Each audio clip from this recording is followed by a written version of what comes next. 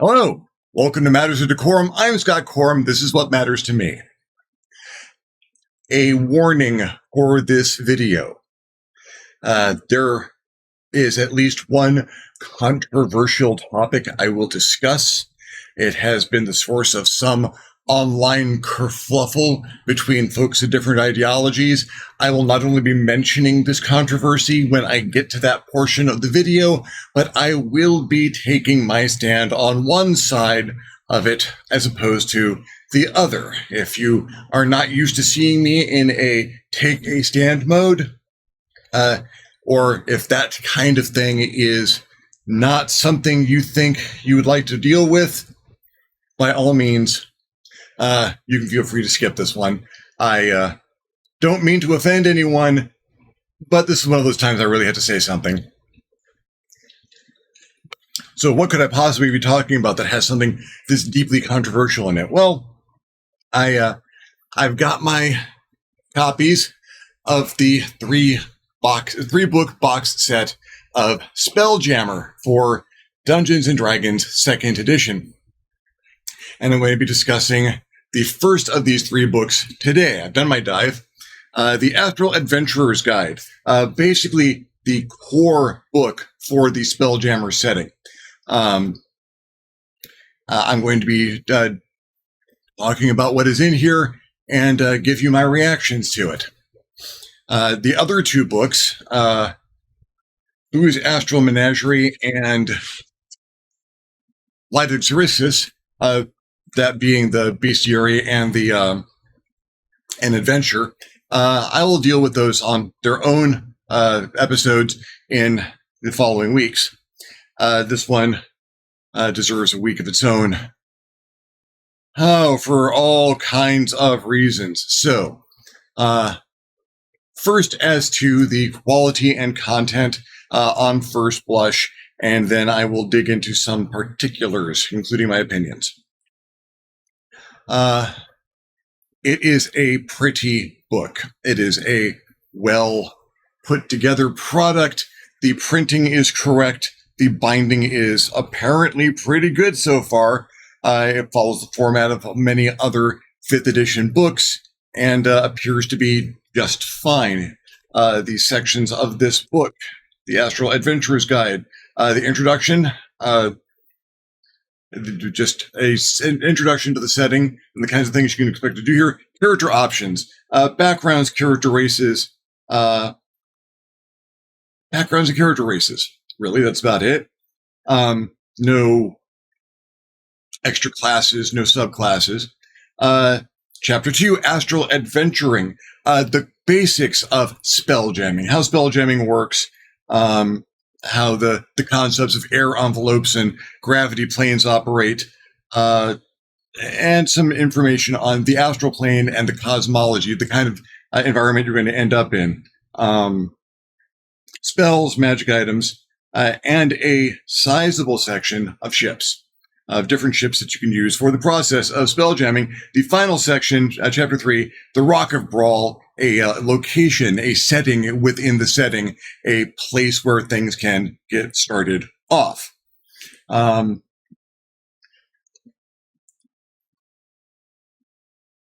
Opinions start here. This book is thin. For something that with as much hype as this book has had, for something with as much build-up, and for something with the history of Spelljammer was a Dungeons & Dragons 2nd edition advanced supplement, and it was not small. There was a lot associated with it. It brought whole new cosmologies and whole new styles of gameplay, and it has people have been building on it ever since. This book, for that purpose, is light. I'm going to consider it light. For a number of reasons. Starting off, the intro is fine, covering the terminology, how to use this book, a little bit about the campaigns and the stuff you've got in the box set. Something I really like is that right here in the first section, there is a random chart of the kinds of adventures you might have. There's adventure seeds And putting that right there, not only gives the dungeon master a really fast reference for, well, what are we doing tonight? But, or a random encounter generator, but it also gives the reader a really good idea of the kinds of things that can happen in the setting. Hardly exhaustive, but a really good idea. Chapter 1, Character Options. There are 2 new backgrounds in this book. There are 2 new backgrounds. They're good. The Astral Drifter, someone who's just been on the astral plane for who knows how long. You don't need to eat or drink or breathe, and you do not age on the astral plane. So someone who's just gotten into the process of drifting there, not needing to take care of their metabolism. Pretty good. And a Wild Spacer, someone who works on a ship, has the equivalent of a sailor in the 5th edition Player's Handbook. Not bad. They're not bad backgrounds. In fact, I like both of these backgrounds. 2 backgrounds for a setting that's I'm going to have some problems with the size of the setting and its history as originally conceived, and the size of this book and the scope that it covers. I'd like to see 3, 4, maybe 5 backgrounds in this book. 2 backgrounds. At least they addressed backgrounds. I've started to look at backgrounds myself. I mean, I came up with the Mage-Right background a few episodes back, and I'm not adverse to creating my own backgrounds and filling in some of the blanks I perceive here. But that's a problem. I have to fill in blanks here. And this is a good starting point for backgrounds, but starting point. And then we get to the races. This is where I'm going to get into some controversy. We'll get there. 6 new player character races. Okay, that's actually pretty good for a setting. I'll take that. And it is at this point that I need to talk about Star Frontiers. Star Frontiers was released in 1982. It was TSR's entry into the science fiction game market. They tried to, there was Traveler and Space Opera. There were other role-playing games that were covering science fiction gaming, space gaming, and TSR wanted a piece of that. They were riding high on Dungeons and Dragons and how well it was performing. They produced Star Frontiers, released that. And it did not get the market share they were hoping. It did not take off, as it were. There were a limited number of supplements, and I owned all those, but they didn't. There is a rabid but small following for Star Frontiers and associated properties. Star Frontiers introduced 3 alien races for player characters. Those races have been represented in other places since. Star Frontiers didn't take off well, but those races found themselves represented in Spelljammer 2nd edition and a couple of other spots. And true to that, those races are represented in here, along with some others. The races included Astral Elf, another variety of elf. These are elves whose preferred domain is the astral plane, and they have abilities and knowledge to match that. It's a good elf version. I like the various versions of elves. I like elves being this kind of universal adapter in the background of D&D campaigns. I'm a big fan of elves anyway. Autognomes. Autognomes are mechanical gnomes created by tinker gnomes, by rock gnomes, who they do not always gain sentience, but when they do, they're an autognome. And whether it's a malfunction or they were designed to be sentient, now they are sapient, their own beings, and because they got that spark of life like a Warforged does, they can be healed with healing spells and whatnot. or repaired. Some blacksmithing and clockwork will go far. The Gif are hippopotamus people who are most notable for their ability to tote guns. They are exceptionally proficient with firearms, and they're really big and really strong. The Hadazee. The Hadazee are one of the imports from Star Frontiers. In Star Frontiers, they're referred to as Usurians. They are humanoid primates with a most notable physical feature is they have a membrane that runs between their arms, torsos, and legs that allows them to glide like flying squirrels. They have other features. I'm going to get to the end of the race section before I discuss the controversy around them. But that's coming up. The Plasmoids. Plasmoids are another import from Star Frontiers. They are essentially giant amoebas, very large single-celled beings, or it's weird for the Plasmoids. They didn't take the Drallocytes from Star Frontiers word for word. They've been modified and changed over the years. I prefer the Drallocytes to the Plasmoids in character design, but they're amorphous, amoebic. They can hold a humanoid shape and do so fairly well, but they're essentially puddles, semi-solid puddles. And but they are they have a great look to them, and they're well adapted to 5th edition here. And the Thri-kreen, telepathic insectile beings. The Thri-kreen started off as the Vrusk in Star Frontiers. The original Vrusk were much more insectoid. They had a centaur-style body where the majority of their body was lengthwise, had 6 legs to it, and then the front half of their body, which was upright, had 2 arms with hands with radial symmetry. Really interesting race. The Thri-kreen are the adaptation of those from Spelljammer 2nd edition.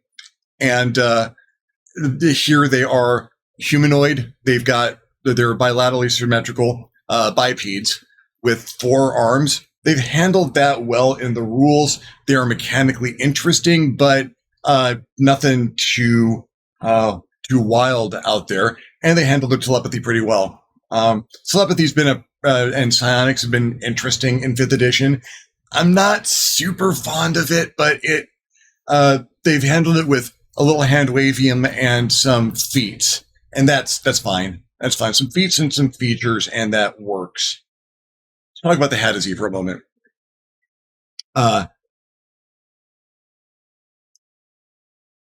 There is currently some controversy over this because this book contains a history of the Hadazee that is notably different from previous versions.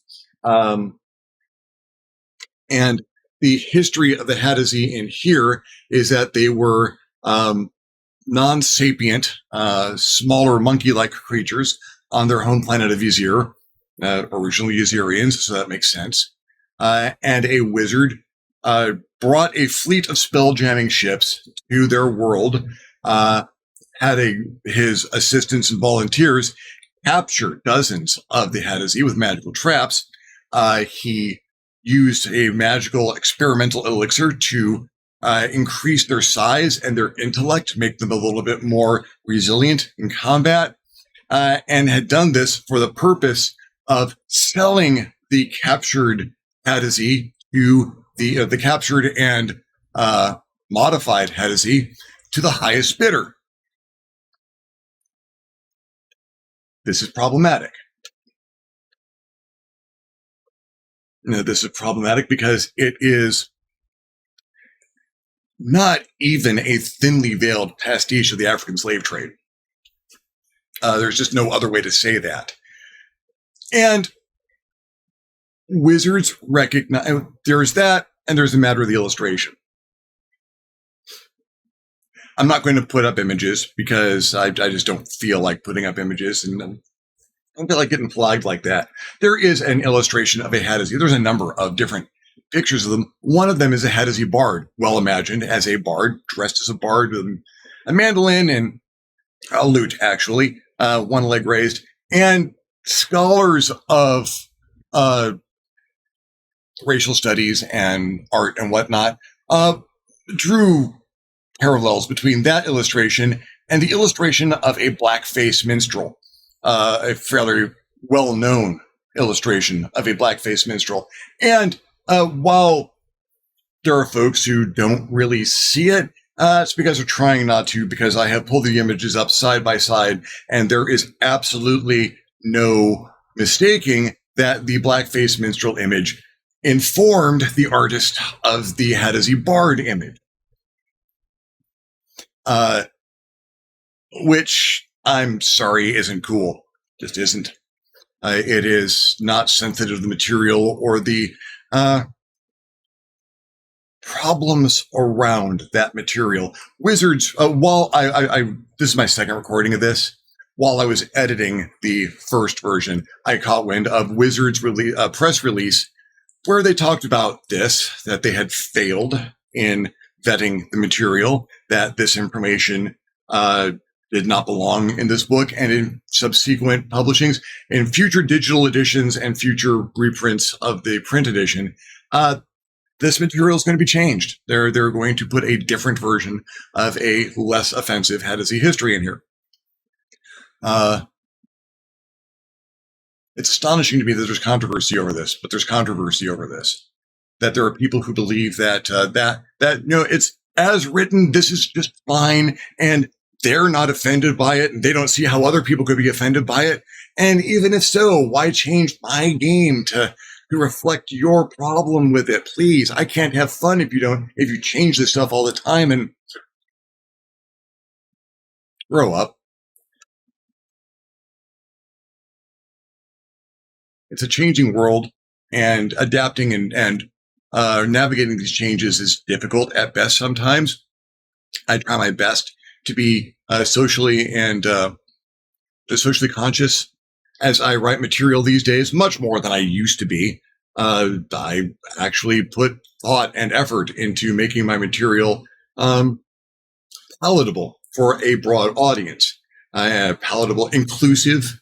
I try very hard. And can you include a species origin that includes slavery? Sure, yeah. And you'd be out of place to not include that. Do you include it in such a way as it is a absolute picture perfect reflection of actual real world slavery practices, which are still affecting society to this day? No, you don't do that. There's no reason to do that. You're more creative than that. You can absolutely come up with something that is functional, that doesn't step on toes. And if you're not concerned about stepping on those people's toes, start being concerned about stepping on people's toes. It's rude. Here ends the sermon. I like the race section. I like the treatment given. Changes considered. I like the treatment given to the races in here. I'd play any of these and intend to. All of these have some real strong points to them. The GIF are proficient with firearms. Just any firearm. They're absolutely amazing with firearms.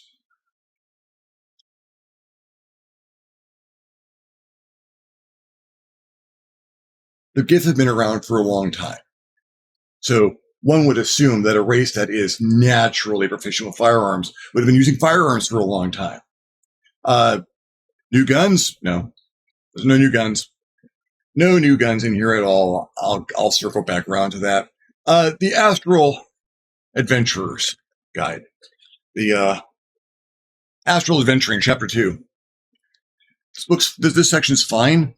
It talks about mostly spelljamming, about what makes a ship a spelljammer, or someone piloting that ship a spelljammer, how that process is done, how gravity works on a spelljammer, and in the universe as a whole, as the whole macrocosm, what constitutes gravity and why it happens. that works in a setting with magic. It works just fine. Air envelopes, so we know why people aren't always dying of asphyxiation in wild space. The difference between wild space and the astral plane, how actual travel works, and how the cosmology is. That wild space is that area around a planet, a sun and a planet, whatever moons it has, maybe other planets around that sun. That area constitutes wild space, and you need some assistance traveling through that. And then the astral plane, which is the area between wild spaces, which is, it's a perfectly functional. And once you get to the astral plane, they've discussed the astral plane before in the DMG, and just years of lore and going into what the astral plane is and how it works. And that does not change here. Just that there are pockets of wild space within the astral plane and other interesting items you can find while in the astral plane itself. That's pretty good. That's a nice, tight, well concise thing. How do you traverse the astral sea? You think. Here are some missed opportunities. Traveling from one place to another in the astral sea, you get to the astral sea, you think about where you want to go, and you go there. That's it. It's nice and easy. The astral plane is a plane of thought, and in that plane of thought, if you think about a place, you don't need to navigate. There's no astrogation. You just go there. What a missed opportunity. To have some esoteric, arcane form of navigation you have to engage in to travel the astral sea properly. Or a set of mental exercises so that your random thoughts don't send you off course. You don't have to navigate the astral plane necessarily, but you need to navigate your own mind and your own plane of thought in order to avoid things, to have interference from the id and the ego jumping in, trying to drive you off course or take you where you secretly really want to go. There's so much stuff you could do with that. And now they cover it in a paragraph of, you think it and you go there. There's no problems whatsoever. This never gets complicated. Everything's just fine. Bollocks. I can only imagine it is to keep that within a paragraph. There's so much that could be there. Their section on temperature is useless because the ambient temperature on the astral plane is about the same as on a moderate summer day in the temperate region of most worlds. That's a temperature. There is a temperature suggested there. There's a number associated with that in Fahrenheit, Celsius, and or Kelvin. What is that temperature? They wrote a decent description and didn't do the math. I'd like to know what that temperature is, please. I'd like to know if my elf needs to wear a coat. Astral fishing, that's fun. You got a random chart here for things you can catch fishing the astral sea. It's a 1d10 chart with 3, 4, 5 selections. Casting your line into the infinite realm of thought between the wild spaces. You're going to catch one of these things. This is less variety than fishing in Minecraft. I'm sorry. No. This chart needs to be a couple of pages. This needs to be a percentile chart at best. There's a common theme here. We'll get back to that. The issues with weightlessness, some magic, including new magic spells. 2 new magic spells. Air Bubble and Create Spelljamming Helm. Air Bubble I kind of like. It's kind of fun. Create Spelljamming Helm is a spell for creating a magic item. There are new magic items. 3 of them. The Fish Suit, which is a suit, basically a vacuum suit. A suit allows you to breathe in wilder astral space. Spelljamming Helm, the core item of making a ship a spelljamming ship, and how a spelljamming ship is piloted and created by the spell Create Spelljamming Helm. And the Wild Space Orrery, which is a really neat little thing that gives you a map of the wild space you find yourself in. That's super handy for doing exploration. So one spell that makes one of the 3 magic items, and one magic item made by one of the 2 spells. I like that they have Create Spelljamming Helm in here. It does make a lot of sense. They have the cost of a Spelljamming Helm in here, and it is light. It is low, 7,500 gold, which seems like a lot of gold until you're an adventurer, and this is the take from a single adventure. Too cheap, in my opinion, too cheap. And 2 spells, 3 magic items. That is the only concession to equipment in this book. 3 magic items. One of which is a piece of your ship.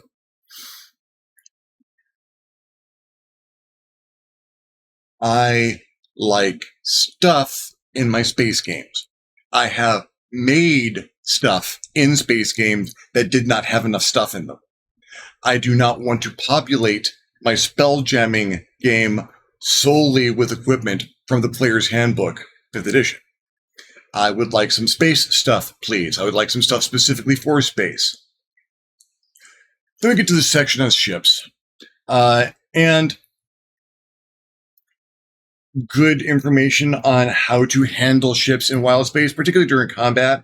The distance at which your encounter with other ships starts, how to board, what happens when you crash, making repairs. All of which is good, covers about 2 pages. Repair section's a little bit light, but it covers what you absolutely need to know. And then we get this section of ships. And the ships are gorgeous.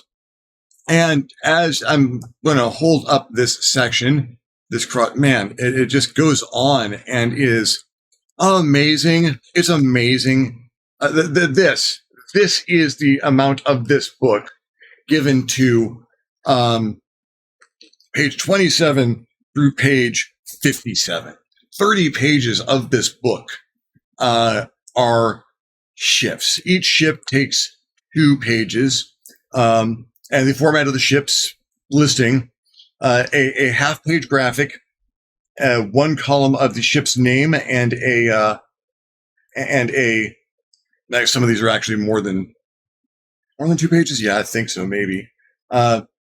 Ship's name, a quick stat block, a very quick stat block of the ship, and a listing of the ship's weapons. The listing of the ship's weapons includes how many crews are necessary to man that weapon.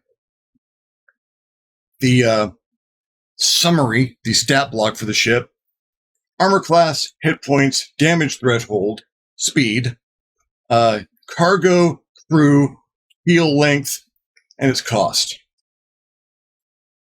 Or keel length and beam, how high it is. And then the other page is a map of the ship. A beautiful map of the ship, including a profile of the ship, which I really like. These are beautifully rendered. They're great maps. You could blow this up and put it down on a table and have people running around shooting stuff on it. It's great. Awesome. Amazing. This is light. And again, we're going to get to that particular aspect of this book. This is light. 8 stats for a ship. I need more. And why do I need more? Let's talk about the crew complement of a ship. They calculate the crew complement like this. Every weapon on the ship that requires crew, you total up the amount of crew necessary to man all of the weapons. And then you add 1 for the spelljammer, the caster, sitting in the spelljamming helm, making the ship go, and 1 for the captain of the ship, the person who's actually giving all the commands to everyone, coordinating efforts. Total weapons crew plus 2. That's everyone you need to run the ship. And I don't use language like this terribly often on this channel. Bullshit.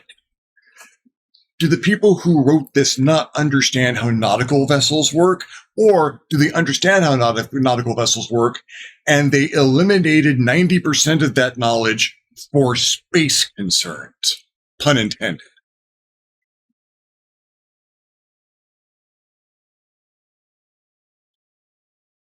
Granted, the weapon crews aren't manning the weapons all the time. You're probably not in combat all the time. It's fine. But do the people who man the weapons also swab the decks, patch the hull, manage the rigging, cook the meals? Well, astral plane don't always need to cook meals, but you probably like to cook some meals. Man the smithy to repair things that require iron or steel or other metals on the ship. Man the carpentry bench so that if you damage the wood or something, you can fix that, or equivalent things for the ships that do not use metal or wood. Someone to manage medicine on board, a ship's doctor, a bosun, someone to manage the crew so the captain can manage the business of the ship. You need so many people to operate a good-sized ship, and that's just on the ocean. You can go to, I can go to Long Beach. It's a half-hour, 45-minute drive, depending on traffic. And there's usually at least one three-master out in the bay by the aquarium, where they'll tell me how to operate the ship. The Queen Mary is there. And I can go and get information about that on the ship, feeling it rocking under my feet. And they can tell me what it takes to operate this ship. And all of that is more than gun crew plus 2. And with that would come more stuff in the stat block. How many people can this ship hold? How many people does it take to operate this ship, skeleton crew? How many people does it take to operate the ship on a cruising level? How many passengers can it carry? What state are the passengers carried in? Are they in steerage? Are they in luxury? Do you have a nice economy section for folks? And how many folks can fit into those?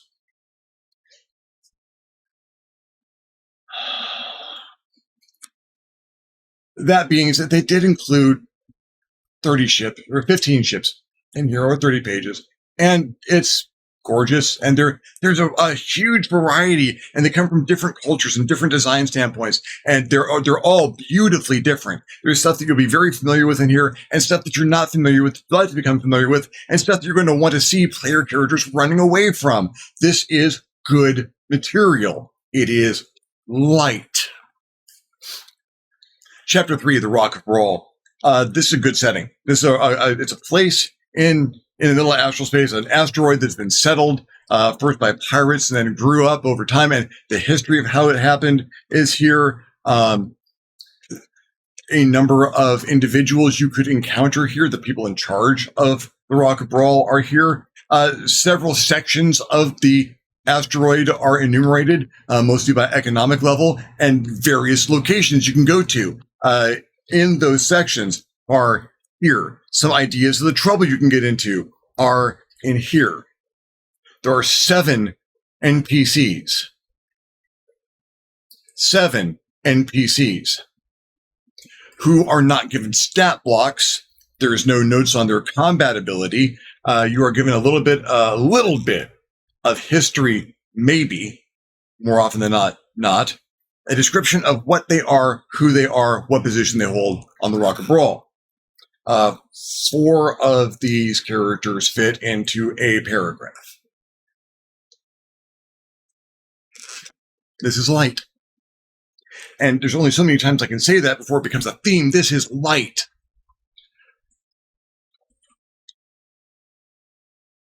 There are 3 books in this set. And yes, the setting is distributed across these 3 books. These 3 books are the core rule book for making characters and using the concepts in spelljamming.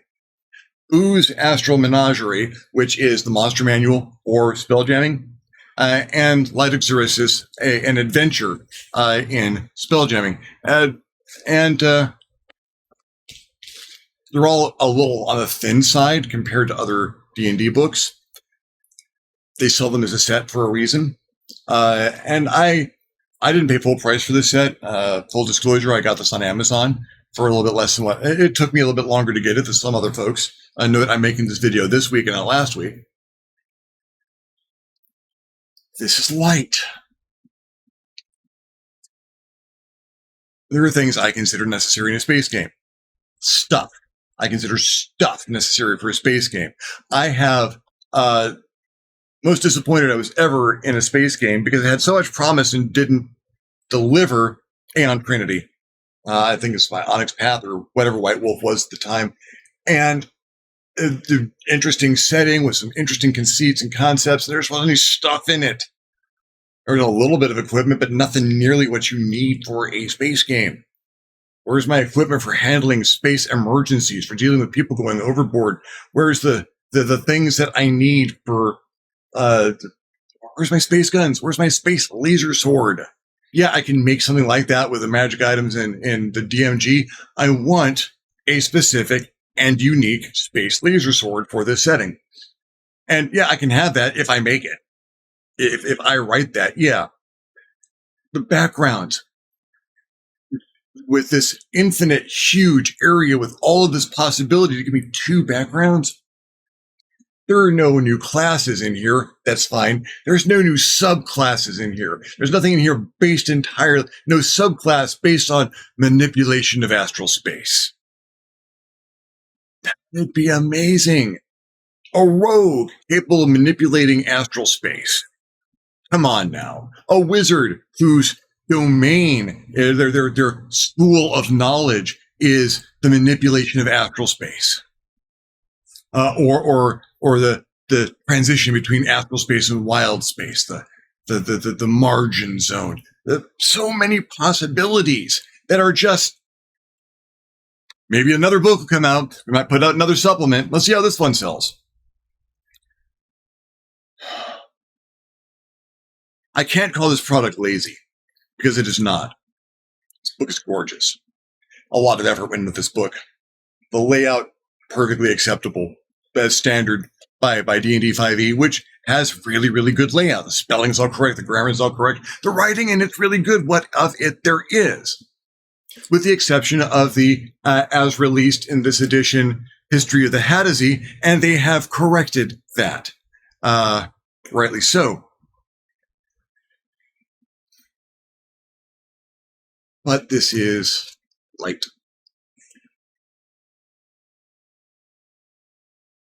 I would have paid more for a book with more substance. You could have released just the Astral Adventurer's Guide and fleshed it out a little bit more, and I would have paid what I paid for the entire set. And that's... Are you getting your value when you buy this set? Yeah, you probably are. They have priced it around the price of a book, and putting 3 books together, yeah. But what that means is those books, based on what I've seen here, the first book is light, has substance, but an insufficient amount of substance. Can I run Spelljammer in this? Yeah. After I go through and add some things, after I write some supplemental material, after I use this as a foundation to build a proper setting. That might just be me. I have ridiculously high demands on a game because that is the process that's the demand I put on myself when I write a game. The demand I put on myself when I write a game is that when someone gets my game, when someone gets that book, puts it down and opens it up, that what they do not say is, this book doesn't have everything I need to run this game. I would hate it if I got comments like that, because I try very hard to make the books what you need to run that game. And that seems like a baseline necessity for me. That's not even a far-reaching goal. I bought this book. I want to run this game. This book should let me run this game. And this book gives me a start on running that game. Could I pick up this book and run a Spelljammer game right now Yes, but I'm going to be taking notes because I'll be making a lot of shit up on the fly, which my players, they're going to take as canon. And if they don't recognize the difference between stuff I made up on the fly and stuff in this book, that's fine. It means I'm doing my job right. But I'll know that I had to make stuff up, that I had to go to extra effort as a dungeon master, and the dungeon master doesn't need any extra effort it just doesn't.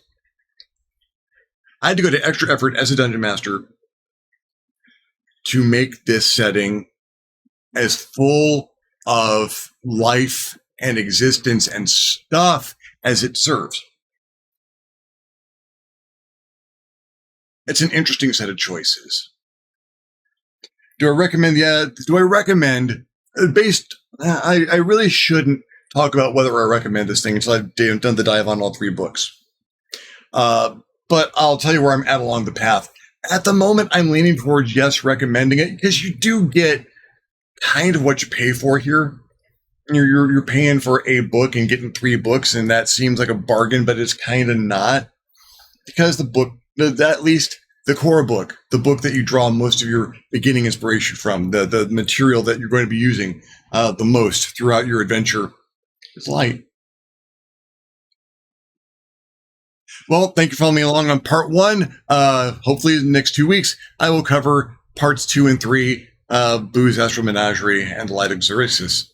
It should be interesting. It's turning out to be more of a exercise in my own personal game philosophy than actually studying the books. If you enjoyed the video, give me a thumbs up. If you didn't enjoy the video, give me a thumbs down. Feedback is feedback. I am exceptionally interested in your comments on this particular video. One, because I don't often cover controversial material, much less give my opinion on one side or the other of controversial material. So I am interested in dialogue and hearing what you think about it. If Wizards made the right choice by changing the material or not, and why you think that is the case. Other subjects like to hear me cover, questions like to hear me answer, please leave me a comment below. I will love getting your comment, and you'll love leaving me one. If you haven't subscribed to my channel yet, why not? My channel is awesome. Go ahead and hit the subscribe button. If you do, you might also want to hit the notification bell so you're alerted when my videos become available. If you would like to contribute to the channel in a more substantial manner, I invite you to hit me up at my Patreon page, www.patreon.com/ScottCorum, and consider donating. Absolutely anything helps and allows me to make better videos more often. In the meantime, thank you very much for watching. I'm Scott Corum. This is what has mattered to me. I'll see you next time with the next Matters of DeCorum.